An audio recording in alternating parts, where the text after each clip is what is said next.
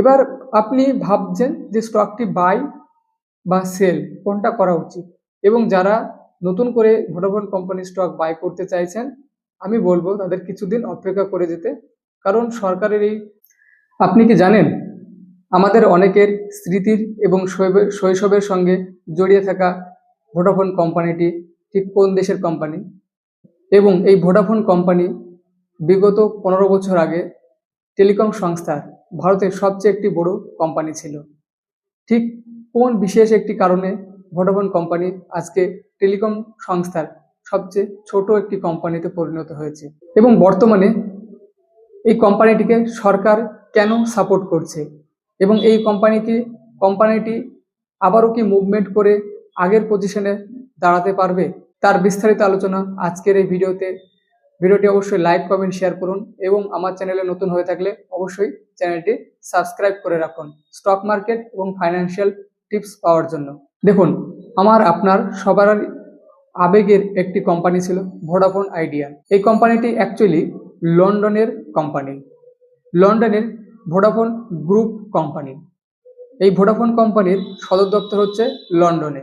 এই ভোডাফোন কোম্পানির পথ চলাটা শুরু হয়েছিল 1984 সালে লন্ডনে ভোডাফোন গ্রুপ হিসাবে।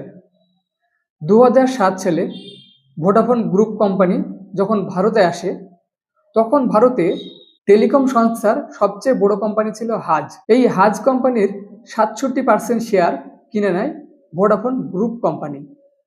তারপর থেকেই হাজ কোম্পানির নাম পরিবর্তন হয়ে যায় ভোডাফোন ইন্ডিয়া। 2007 সালে ভারতের টেলিকম জগতে সবচেয়ে বড় কোম্পানি ছিল এই ভোডাফোন।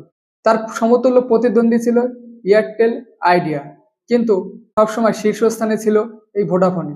গ্রাহক এবং নেটওয়ার্ক ক্ষমতাশালী এই কোম্পানিটি ঠিক কী কারণে আজকে পিছিয়ে পড়েছে? 2008 সালের পরে সরকারের টেলিকম সংস্থা ডট এর সঙ্গে ভোডাফোন কোম্পানি একটি বিবাদে জড়িয়ে পড়ে। বিবাদের বিষয় ছিল রেভিনিউ নিয়ে। ভারতের টেলিকম সংস্থা এসজিআর এর মাধ্যমে টেলিকম কোম্পানিগুলির কাছ থেকে রেভিনিউ জেনারেট করত।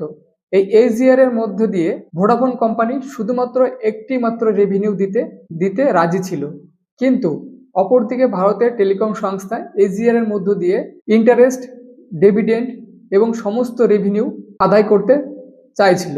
এই বিষয়টা নিয়ে ভোডাফোন কোম্পানি এবং ভারতীয় টেলিকম সংস্থার মধ্যে একটি বিবাদ হয়, এবং সেটা পরবর্তীতে মামলায় পরিণত হয়, এবং মামলাটি সুপ্রিম কোর্টে 15 বছর পর্যন্ত চলেছিল। এই মামলাটা 15 বছর সুপ্রিম কোর্টে চলার পর সুপ্রিম কোর্ট রায় দেয় সরকারের প্রত্যেকটা কথা যুক্তি সাপেক্ষ এবং ভারতীয় টেলিকম সংস্থার পক্ষে সম্পূর্ণ পক্ষে যায়।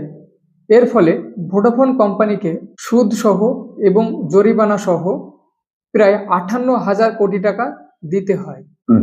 পরবর্তী আরেকটি বিশেষ কারণ ছিল 2016 সালে রিলায়েন্স জিও যখন ভারতে আসে, এবং রিলায়েন্স জিও যখন ভারতে প্রবেশ করে বিশাল একটি বড় অফার নিয়ে প্রবেশ করে। রিলায়েন্স জিও এই সময় ভারতে 4G ইন্টারনেট পরিষেবা এবং কল সম্পূর্ণ ফ্রি করে দেয়।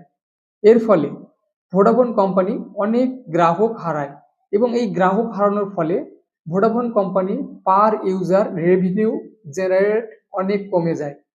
মানে হচ্ছে মানুষের মাথাপিছু যে ইনকামটা ভোডাফোন কোম্পানি করত সেটার পরিমাণ অনেকটা কমে যায়। এবং এই যে নেগেটিভ নিউজ এবং রিলায়েন্স জিওর আগমন, এর ফলে বিদেশি ভোডাফোন গ্রুপ কোম্পানি ভারতীয় ভোডাফোন কোম্পানিকে আর ফান্ড দিতে রাজি হয় না, এবং এই পরিস্থিতিতে বিদেশি বিনিয়োগের পাশাপাশি দেশীয় বিনিয়োগকারীরাও ভোডাফোন কোম্পানির দিক থেকে মুখ ফিরিয়ে নেয়, এবং এই পরিস্থিতিতে তখন ভোডাফোন কোম্পানি প্রায় দেওয়ালিয়ায় পরিণত হয়। কিন্তু আজকে 2025-এ এসে কোম্পানিটি আবারও ঘুরে দাঁড়াতে চাইছে, এবং তার সাপোর্ট হচ্ছে ভারত সরকার নিজে।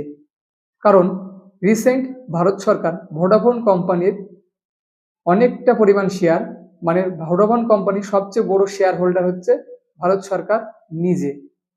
দেখুন, যে কোম্পানিটিকে সরকার নিজে সাপোর্ট করছে, সুতরাং সেই কোম্পানিটা আর অন্যান্য বিনিয়োগকারীরাও ভরসা পাবে যে কোম্পানিটা উঠে যাবে না। এর ফলে বিভিন্ন বিনিয়োগকারীর পাশাপাশি আবারও অতীতের ভোডাফোন গ্রুপ লন্ডনের আবারও ভোডাফোন কোম্পানিকে ফান্ড দিতে পারে এবং কোম্পানিটির মধ্যে আবারও মুভমেন্ট আসতে পারে। এবং অনেক ট্রেডারদের মতে ভোডাফোন স্টকটি এখন কামব্যাক এক স্টোরিতে পরিণত হতে পারে এবং তাদের এই অনুমান জন্য আজকে স্টকের মধ্যে অনেকটা মুভমেন্ট আসছে এবং স্টক হয়তো কোম্পানিটি আবারও ঘুরে দাঁড়াতে পারে।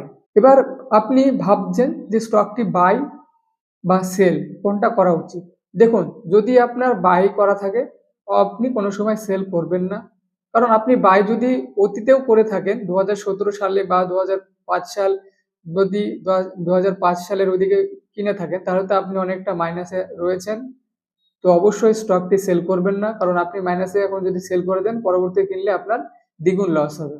সুতরাং আপনি যদি বাই করে থাকেন অবশ্যই সেল করবেন না।